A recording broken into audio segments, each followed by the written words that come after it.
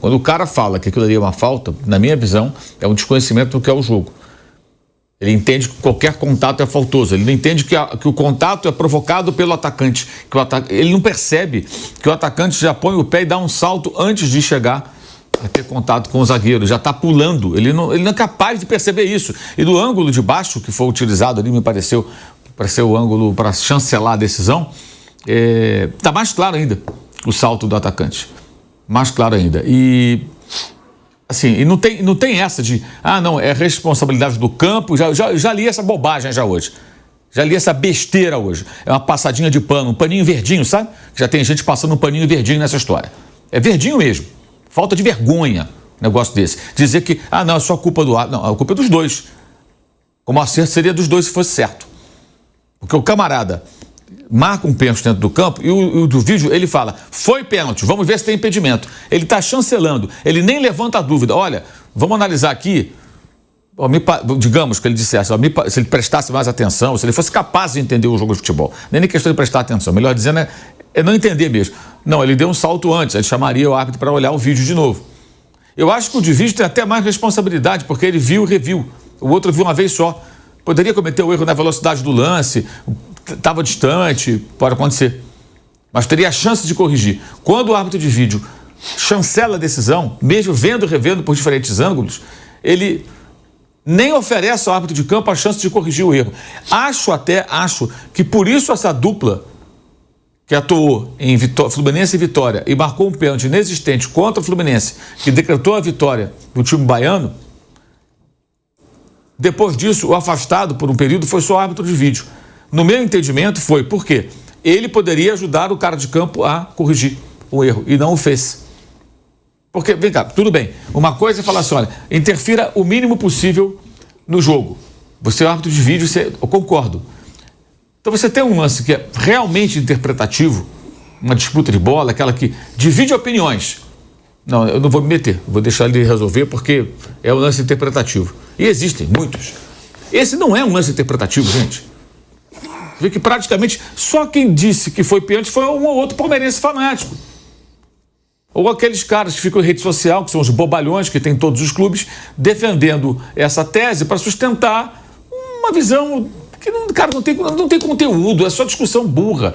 Sabe, aquele cara que chega e fala assim, mas naquele jogo do Corinthians, mas naquele jogo do São Paulo, aquele jogo do Santos, aquele jogo não sei de quem, não estamos falando de outro jogo. Claro que você vai achar erros em outros jogos. Só um idiota, um pulha, vai ficar pegando esse tipo de argumento para defender um erro.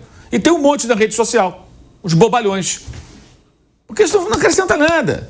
Não estamos discutindo outro lance. O Palmeiras, se você pesquisar, vai encontrar, obviamente, também motivo para reclamar do jogo tal, que ele foi prejudicado. Todos têm motivos para reclamar. Todo mundo já foi prejudicado ou beneficiado um dia. Mas a discussão ela tem que ser restrita a esse lance. Então o árbitro de vídeo poderia ter socorrido o árbitro de campo. No ano passado e agora de novo. Por que ele não fez? Como disse o Flávio, não é questão de desonestidade. É questão de desconhecimento mesmo. De não entender o jogo, a dinâmica do jogo. Como as coisas funcionam. É apenas isso. Simples assim. Sabe? Então, não sei, se fosse dar entrevista, provavelmente eles repetiriam aquilo que está no áudio, que nós acabamos de acompanhar. Porque é como eles enxergam o futebol. Eles não entendem o jogo. Eu vejo dessa maneira, não entendem. A gente só não pode, né, o Flávio Prado, é o que o Mauro falou, passar pano para essa situação desse jogo beira até o inacreditável. Né? Porque foi um lance muito bizarro. E sempre quando tem lance bizarro aqui, a gente fala. Sempre quando tem lance bizarro aqui, a gente fala. Agora, eu acho que a gente tem que mostrar, de verdade, o que o Abel Ferreira falou ontem. Porque o Abel Ferreira, ele costuma criticar muito a arbitragem. Muito. E ontem, ele deu a entender que ele concordou com o pênalti marcado. Aí que eu falo, é aí que eu acho ruim. Ele poderia falar, eu não vou falar sobre a arbitragem hoje, eu acho que cabe ao São Paulo questionar se foi pênalti ou não, eu não quero falar desse lance, eu quero valorizar a passagem para a final do meu time. Eu acharia mais legal da parte dele. Agora, o Abel Ferreira, que costuma reclamar muito de arbitragem, que questiona muito a arbitragem brasileira, ele disse, acho que é um toque claro. Obstrução clara com a perna do Arboleda. E ele, é claro que antes dele ir para a coletiva, ele viu o vídeo do pênalti, né? Alguém mostrou para ele. Ele não falou só vendo ali o lance em campo. E aí, nessa situação, eu acho muita cara de pau. Acho de verdade cara de pau do Abel Ferreira, porque alguém que entende de futebol como ele entende, para mim, o melhor treinador hoje em atividade no Brasil, junto com o Felipe Luiz, mas ainda um pouco acima, porque conquistou muito mais.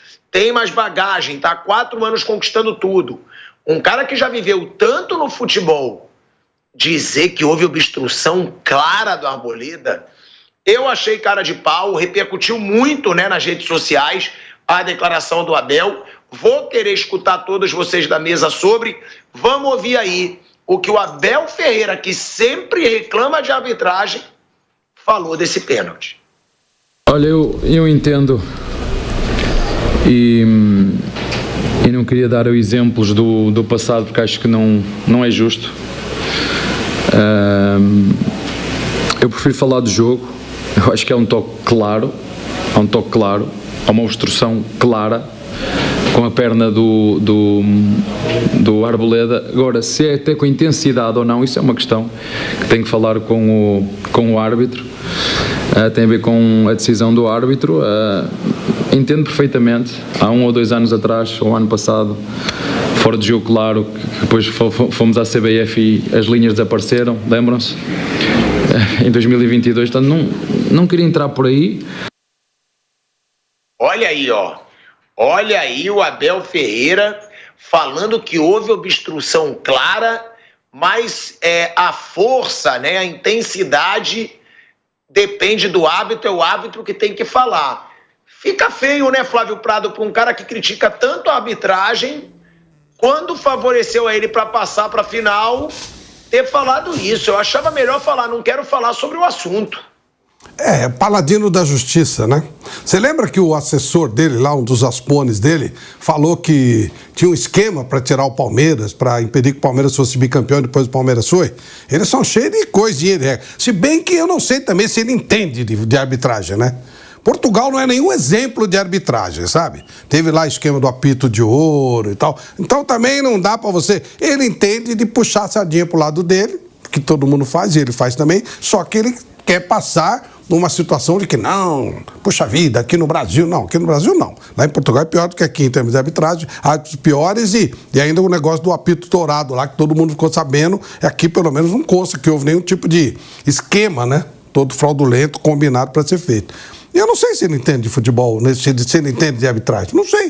A maioria dos árbitros, dos técnicos, não entende nada. O jogador não entende e tal. Então ele pode ter achado mesmo que houve. Claro que houve, né? O Vitor Roque se jogou em cima do Arboleda e houve esse tranco. Mas não houve o menor interesse de querer falar sobre o futebol.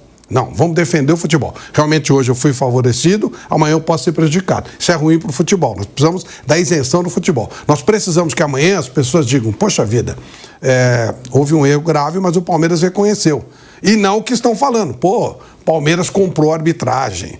Que é uma bobagem, uma grande imbecilidade. Nos dias de hoje isso é uma coisa que não tem o menor lógica, o menor sentido. E, de novo, vou repetir.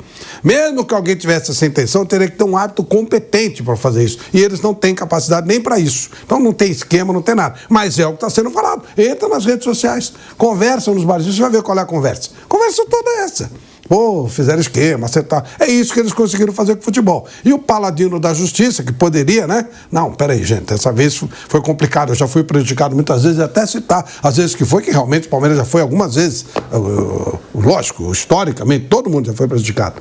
Citar algumas dessas vezes, mas dessa vez foi favorecido. Não, o paladino, não, houve um tranco, não sei o quê. Aí tem 2 opções. Ou ele está dando uma de Miguel, ou ele realmente não entende também, a exemplo do VAR, e acha que houve um tranco porque o Arboleda pôs o pé e não porque o cara se jogou em cima. Pra mim, joga contra ele. Um cara que sempre foi tão sincero, que sempre falou verdades, até eu sempre falei, às vezes, que eu às vezes acho ele marrento, mas eu gosto, porque ele fala tudo o que ele pensa.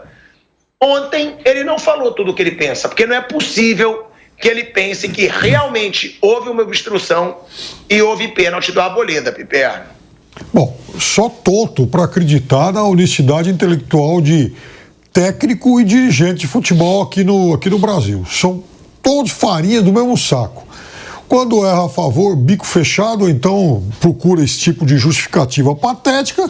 Quando erra contra, nossa senhora, caiu o mundo e faz todos os escândalos possíveis. Eu me lembro de um confronto Palmeiras-São Paulo, semifinal do Paulista 2008. Palmeiras jogou no Morumbi, o Adriano fez um gol de mão contra o Palmeiras. Nossa, caiu o mundo, aquele escândalo, naquela época não tinha VAR ainda. A torcida de São Paulo achava de rir, achava a coisa mais engraçada do mundo, porque isso também está na alma do brasileiro. Enfim, o brasileiro, assim, na média ele é um ser corrupto, você tem, enfim, exceções. Mas o Brasil, enfim, o brasileiro é um povo ruim. Muito bem, uma semana depois, o São Paulo foi jogar no velho Parque Antártica, foi recebido lá no vestiário, o vestiário estava cheio de gás de pimenta. O São Paulo não conseguia fazer a sua preparação no vestiário. Foi o troco. Aí foi a vez da torcida do Palmeiras achar o máximo. Eles fizeram lá, a gente faz aqui. Então isso é recorrente. É óbvio que o presidente Casares, a comissão técnica do São Paulo devem estar indignados, e com toda a razão. Só que tem uma coisa, eu não digo técnico, porque ele chegou faz menos de um ano, mas, por exemplo, o Casares já era o presidente de São Paulo em 2022, quando houve também aquela arbitragem escandalosa na Copa do Brasil. Não falou nada. Em 2023, São Paulo jogou na Arena e venceu o Palmeiras. Só que naquele dia, o Daronco anulou um gol de São Paulo, que foi uma pouca vergonha também. O Daronco tá apitando toda hora aí, jogos importantes. É árbitro de elite aqui no Brasil, não aconteceu rigorosamente nada com ele. Então, é só idiota para acreditar na honestidade intelectual de técnicos e dirigentes do futebol brasileiro. Eles vão procurar sempre esse tipo de justificativa aí que o Abel deu. É uma entrevista que gera, assim, uma interpretação muito negativa por parte de todo mundo, né? O Abel Ferreira tendo esse posicionamento. Antes até de perguntar para o Mauro sobre o Abel, eu vou botar também a declaração do Casares, né? Porque aí o Mauro pode falar sobre as duas situações, até porque uma coisa que a gente critica muito é que muitos dirigentes e treinadores só falam quando é contra eles. Um exemplo, ontem a Leila não falou. A Leila não falou da arbitragem. Se fosse contra ela, ela iria falar. Se fosse a favor do Belmonte, ele também iria assumir. Não é exclusividade de ninguém. O Casares, ele falou o seguinte, tá? Botando aqui para vocês. A pergunta que todos estão fazendo: onde está o VAR? O VAR esteve presente? Tem áudio do VAR conversando com o árbitro? Foi vergonhoso. Ninguém chorou, não. Quero parabenizar os atletas, comissão técnica, diretoria, nossa torcida.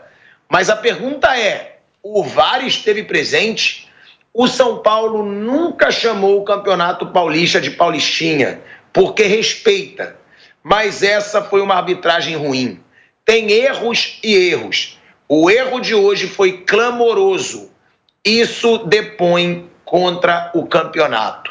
Já o Luciano, tá? Que também fez um baita desabafo no intervalo, até porque o pênalti foi ali no último minuto do primeiro tempo. Ele diz: só tentei falar para o árbitro para apitar para os dois lados. Ele quer ser o protagonista do jogo. Todo mundo viu que o Arboleda tirou o pé, que não foi pênalti. Eles estão tentando fazer uma final aí, né? Mas vamos conversar no intervalo com o professor para tentar virar. Eles estão tentando, de qualquer jeito, tirar a gente do campeonato. Bom, Mauro, essa declaração do Luciano vai dar o que falar, porque o árbitro pode fazer a besteira que quiser, mas jogador não pode falar dos absurdos que acontecem. O Casares também dizendo que o erro da partida depõe contra o campeonato, tira a credibilidade do campeonato. E o Abel Ferreira também se posicionando. O que falar sobre todo esse ambiente? Casares, normal, né, Mauro? Porque dirigente só aparece quando é contra ele. Mas e do Luciano e do Abel? O que você achou? O Luciano é uma declaração no intervalo, né? Ele fala até, vamos voltar para o segundo tempo e tudo. É o calor do jogo ali. Eu não acompanho nenhuma entrevista do técnico do Palmeiras, porque eu acho que elas nada me acrescentam. Não tem nada que ele fale que o jogo interessante, razoável, acho assim, totalmente descartáveis. Para mim, eu não perco um segundo na minha vida vendo... Os dois. Não é nada, não vejo. Aliás, eu evito ver essas entrevistas, vejo por dever de ofício quando eu estou aqui, quando colocam aqui. E aí, quando eu vejo uma declaração dessa, eu penso, ainda bem que eu não cometo o erro de acompanhar entrevistas coletivas do técnico do Palmeiras, porque elas não acrescentam nada. Não acrescentam nada. Essa é mais uma apenas. E o Casares deveria estar na federação agora, não ontem falando, que eu respeito o campeonato. Hoje, ir até lá conversar, pedir para ver o vídeo, pedir uma reunião com o Lustor, que é o chefe da arbitragem. O que é isso aqui? O que significa isso? Né? Enfim, acho que é isso que ele deveria fazer. Ficar ali dando entrevista não vai resolver nada. Já está eliminado, isso aí não tem mais jeito, mas pelo menos cobrar da federação uma posição que se reconheça o erro. Que é o que a federação deveria fazer. Admitir, nós erramos realmente aqui, cometemos um erro, vamos tentar melhorar. Enfim. Porque tem isso, né, gente? Foi o que eu falei, a federação tinha que se pronunciar diante de um erro tão bizarro como esse. A federação, ela tinha que falar, né, alguma coisa.